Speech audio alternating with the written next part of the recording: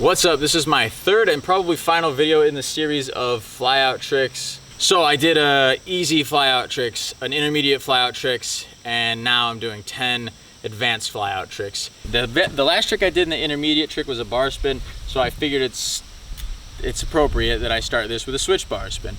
So same as a regular bar spin, just throwing the opposite way, throwing towards your back foot. It's a little bit weird. Main tips I have for it is be gentle with it. Like, I can really force the regular bar, but the switch bar, it's very just casual, very delicate.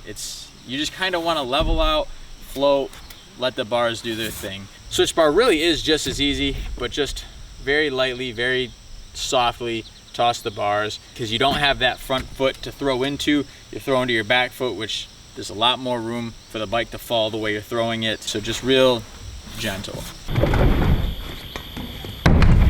Next trick, 360 bar spin or truck driver, is exactly what it sounds like. It's a 360 and a bar spin. Same as I always recommend in my other videos is if you're gonna do the 360, carve the lip. No sense in doing more work after you leave the lip. It's gonna help you get the 360 all the way around faster so that you have more time in the air for the trick. This is one of those tricks that is gonna slow your spin down, because as you're coming up the 360, you're opening up to throw the bars. Anytime you open up, that's gonna slow your rotation. So a lot of times you have to spin, open up, throw the bar spin, and then pull the bars close to you to continue the spin. I like to throw my bars almost at 180. I don't like to wait until after that, because I feel like I have a better chance of spinning off the lip at my regular 360 spin, throwing the bars, and then pulling my bars in to finish the spin out. I wouldn't say right off the lip, but I throw my bars pretty early on the truck, and it just makes me feel safer. It makes me feel like I have more time. Now that my hands are back on my bars, I have more time to control what happens afterwards. So in my past video, I did no-hander, but tuck no-hander. This is a little bit different variation. This is the suicide no-hander. With the tuck no-hander, you've got the bike secured with your legs and the bike's not going anywhere. With the suicide no-hander, you're kind of just standing back and just taking your arms off, just leaning back and taking your arms off. I do them right off the lip. I'm almost like, not straight up and down, but my front end is definitely in the air when I do the suicides. I catch and then I finish the nose dive. I think it would probably be easiest and more stylish if you leveled out and threw them. So you kind of level out, lean back, and then come to the bike that's leveled out, and then, but everybody has their different way of doing it. I just do mine off the lip just to get it out of the way. I get more time to take my hands off, and I can still control it. I can still do it over box jumps. When I do it over actual box jumps, I do wait a little bit more, because I want to get leveled out. I want to make sure I want to make sure I actually have the bike control. But doing it off the flyout lip just to do the trick, I just take them off almost immediately. Next trick, 360X up. This trick is pretty much the 360, you just open up. So you can really work your way up to this by doing the 360 and just opening up, and then slowly work your bar turns in. I kind of do this where I'm in a full X up almost at 180, not quite. I'm in a full X up like here, like the box jumps here. I'm in the full X up, and then I bring them back, and I'm pretty much straight armed as I'm like almost 270, and then bring the spin around. I like to try to get it out of the way early. That way I have time to open up and land. Then to follow the 360X up would be the 360 bar spin. And doing the 360X up is gonna kind of help you with getting the 360 bar spin, because it teaches you when to open up and when to do the trick at what, point in your spin that you should be throwing the bar spin. Next trick on the list is the 540. The 540 is actually a pretty easy trick. It's basically a 360 that you over rotate another 180. So it probably sounds weird, but when I do a 540, I really just do a 360 and then a late 180. It sounds really weird, but in my head, I spin a 360 off the lip, and then once I reach 360, and I go faster than I would on a 360 because I know I need the speed. The faster and the higher you go, the easier this trick's gonna be. So you do your 360, and then you'll know whether you should open up or whether you can keep spinning based off where you are in your 360. I'll spin the 360, and then if I know I have a little bit more time, right after my 360, you'll see I pull my bars in, and that's gonna speed my spin up at the very end. And so I'll do the 360, and if I know that I have enough time, I'll pull the bars in, which is gonna speed up that last 180, and then I'll try to get my legs kicked out too, open up at the last second, and then roll away. Best tip I have for that is to treat it like a 360 late 180. Probably doesn't make much sense. You probably should just huck the 5.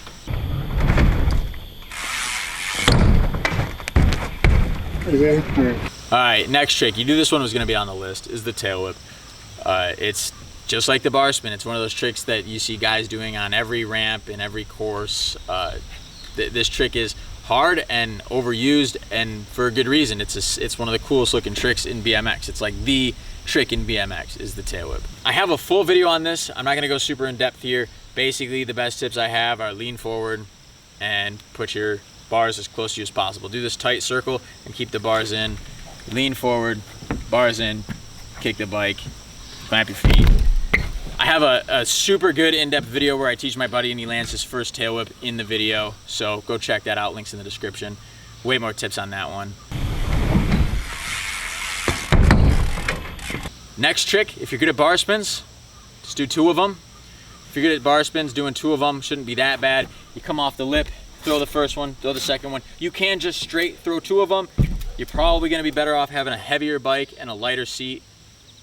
That's not what I wanted to say. You're better off having a heavier bike and a taller seat because then you can pinch it, because you're gonna be hands off the bike for a minute, like if you were doing a suicide, and you basically just let them fly. But for bar, do the bar right off the lip, the first bar, level out, do your next bar. It probably is best to do the bar tap bar, like bar tap bar. That's how I learned them.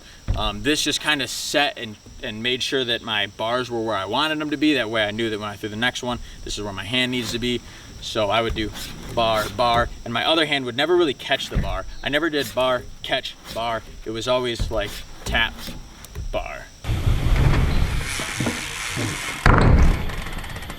Here's an honorable mention, is a suicide bar spin. So combining the suicide no-hander and the bar spin that we learned in the past video, and basically same thing as the suicide, you're gonna kind of bring your arms back. This one, I like to stay forward over my suicide, and I just let the bars fly and bring my hands back as the bars are coming around. I just kind of time it to when the bars are gonna be there. And I try to do it quick and throw the bar a little bit slower. That way I have more time to get my hands back on. But it's a fun trick. You don't have to throw your hands all the way out. You can just do like this and take your hands off just to the side. It's a fun one to work up to. The next trick on this list is the bar spin to bar spin back. So regular bar, switch bar is definitely the way to go. If you have both of those tricks, regular bar and switch bar, this shouldn't be too difficult, especially if you know how to bar. I catch them here and I'll throw them back before I even let the bars come all the way back around. So I'll do bar spin, catch here, throw them back.